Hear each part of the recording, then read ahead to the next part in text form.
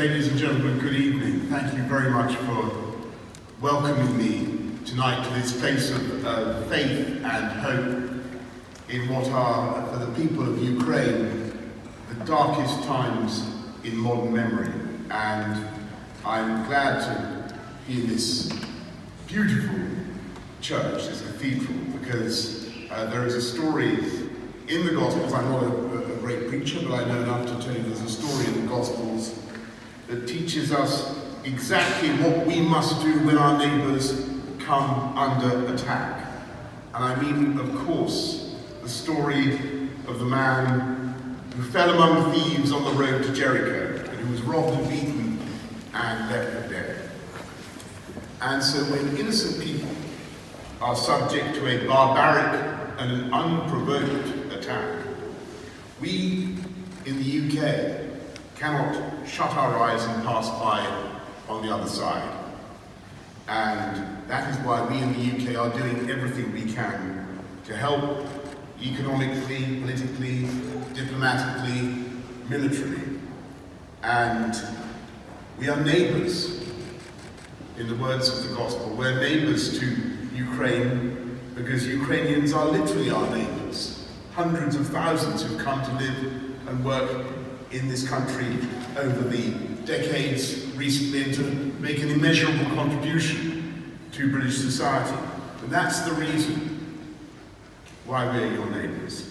That's the one reason, first reason.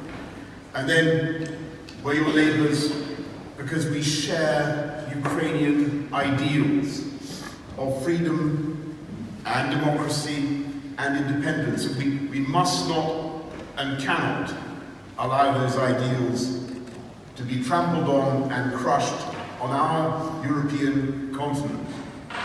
And we will not. And that's the second reason why we are your neighbours. But there is a more fundamental point.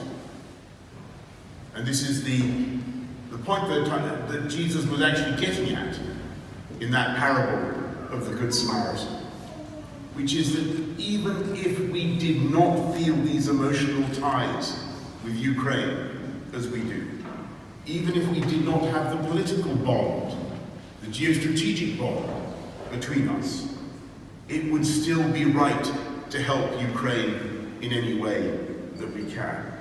And I want to stress that there is no hostility in my heart towards the Russian people. The Russian people.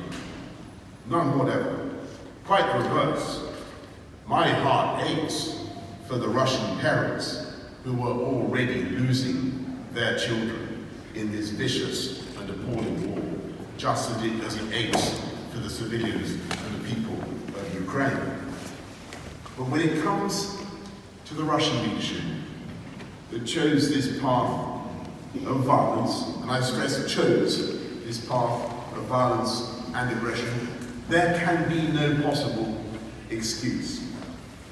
And never in all my study, in all my memory of politics and international affairs, have I seen so clear a distinction between right and wrong, between good and evil, between light and dark.